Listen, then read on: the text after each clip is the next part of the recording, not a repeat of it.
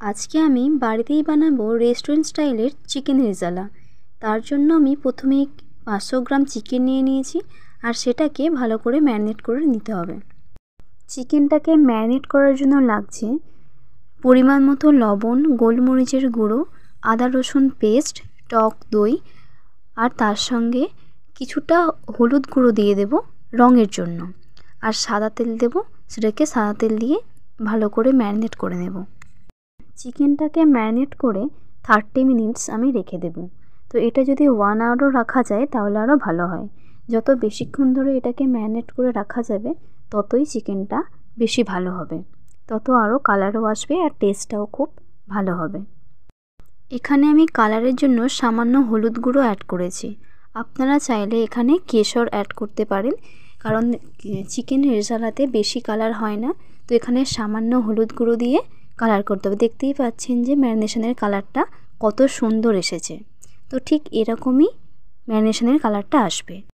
চিকেনটাকে ম্যারিনেট করে রেখে তারপর আমি পেঁয়াজের একটা পেস্ট বানিয়ে রেখে দেব, আর লাস্টে লাগবে আমার কাজু আর পোস্তর একটা পেস্ট বানিয়ে রেখে দেব।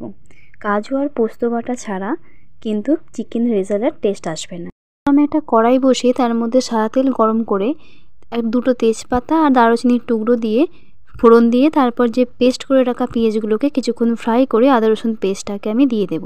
দেওয়ার পরে কিছুক্ষণ ভাজা হয়ে গেলে যে ম্যারিনেট চিকেনটাকে আমি দিয়ে দেব। দিয়ে কিছুক্ষণ নাড়াচাড়া করে আমি চাপা দিয়ে রেখে দেব। 10 থেকে 15 মিনিট পর চিকেনগুলো হাফ সিদ্ধ হয়ে গেলে তার মধ্যে কাজু আর পোস্তর যে পেস্টটা বানিয়ে রেখেছিলাম সেই পোস্তটাকে অ্যাড করে দেব। আর আমি ঝালের জন্য এখানে ব্যবহার করেছি কাঁচা লঙ্কা। তো আপনারা পারলে এখানে শুকনো লঙ্কাও ব্যবহার করতে পারেন। আর লবণের পরিমাণটা অবশ্যই টেস্ট করে দেখে নিতে হবে। যদি লবণ দিয়ে দেওয়ার প্রয়োজন হয় তাহলে আরেকটু লবণ অ্যাড করে দিতে হবে। আর টেস্টের জন্য এখানে সামান্য একটু চিনি অ্যাড করে দিতে হবে।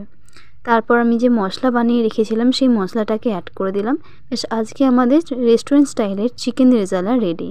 এটা রুটি বা পরোটার সঙ্গে খেতে কিন্তু খুব দারুণ লাগে। আজকের মতো টাটা।